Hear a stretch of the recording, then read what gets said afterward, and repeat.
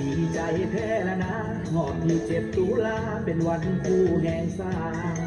ลูกศิษย์ทุกคนดีใจขนาดลูกศิษย์ทุกคนดีใจขนาดถึงวันคู่แห่งสาคือที่7 ตุลาเขาพร้อมกันมาห่วงแห่งห่วงใจมอบซอดอกไม้เป็นกำลังใจเถิดนาลูกศิษย์ทุกคนขอเอ่ยคำว่าลูกศิษย์ทุกคนขอเอ่ยคำว่าผู้ให้วิสาลูกศิษย์ผู้ให้กำลังใจขอไว้พ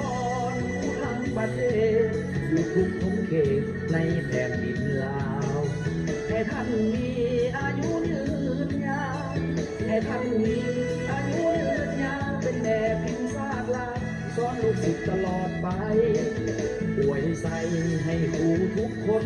มีความสุขล้นตลอดกาลนานงานดวงใจที่ลูกศิษย์ส่งมางานดวงใจที่ลูกศิษย์ส่งมาขอให้7 ตุลามันเงินมัน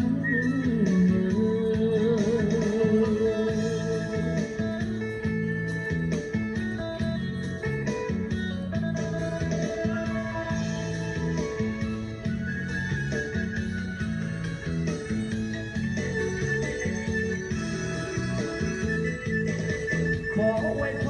รผู้ทั้งประเทศอยู่ทุกทุกเขตในแผ่นดินลาว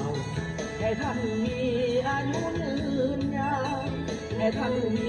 อายุยืนยาวเป็นแด่พิมพ์ซากลายสอนลูกศิษย์ตลอดไปอวยใส่ให้ครูทุกคน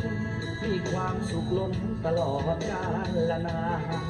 งานดวงใจที่ลูกศิษย์ส่งมางานดวงใจที่ลูกศิษย์ส่งมาขอให้7 ตุลา